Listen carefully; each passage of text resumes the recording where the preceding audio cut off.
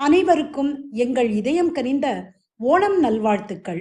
கேரளாவில் மிக பிரம்மாண்டமாக கொண்டாடப்படும் ஓணம் தென் தமிழகத்திலும் சிறப்பாக கொண்டாடப்படும் விழா ஆகும். அரக்கனாக இருந்தாலும் மக்கள் விரும்பும் அரசனாக பல தான தர்மங்கள் செய்து தேவர்களுக்கு இணையாக உயர நினைத்த மகாபலி சக்கரவர்த்தியின் செருக்கினை அடக்கிட மகாவிஷ்ணு வாமன அவதாரம் எடுத்து மகாபலி சக்கரவர்த்தியிடம் 3 அடி தானம் கேட்டு 1 அடி மண்ணுலகையும் மற்றொரு அடி விண்ணுலகையும் அளந்து 3வது அடி எங்கு வைப்பது என கேட்க மகாபலி 3வது அடியை தன் தலை மீதே வைக்குமாறு சொன்னார்.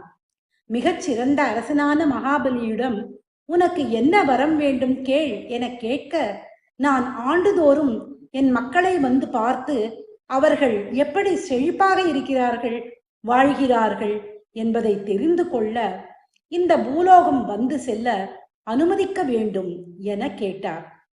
திருமால் அளித்த அந்த வரத்தின்படி ஒவ்வொரு ஆண்டும் ஆவணி திருவோணம் நட்சத்திரத்தில் மகாபலி தன் மக்களை வந்து பார்க்க வருவதாக புராண கதை கூறுகின்றது.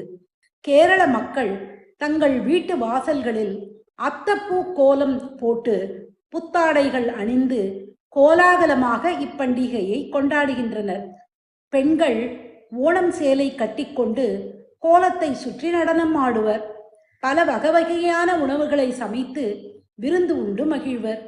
மக்கள் மகிழ்ச்சியுடன் இருப்பதை அறிந்த மகாபலி மன்னனும் அவர்களுக்கு ஆசிகளை வழங்கிவிட்டு மீண்டும் பாதாள லோகம் செல்கிறார் என்பது புராணக்கதை.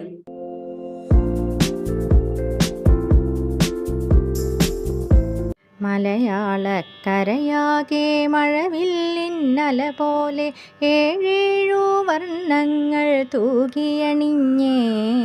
മലയാളക്കരയാകെ മഴവില്ലിന്നല പോലെ ഏഴേഴു വർണ്ണങ്ങൾ തൂകിയണിഞ്ഞേ. പൊന്നാര്യൻ കൊയ്തല്ലോ പൊന്നോണം വന്നല്ലോ പൂവേ പൊലിയാരവമായേ.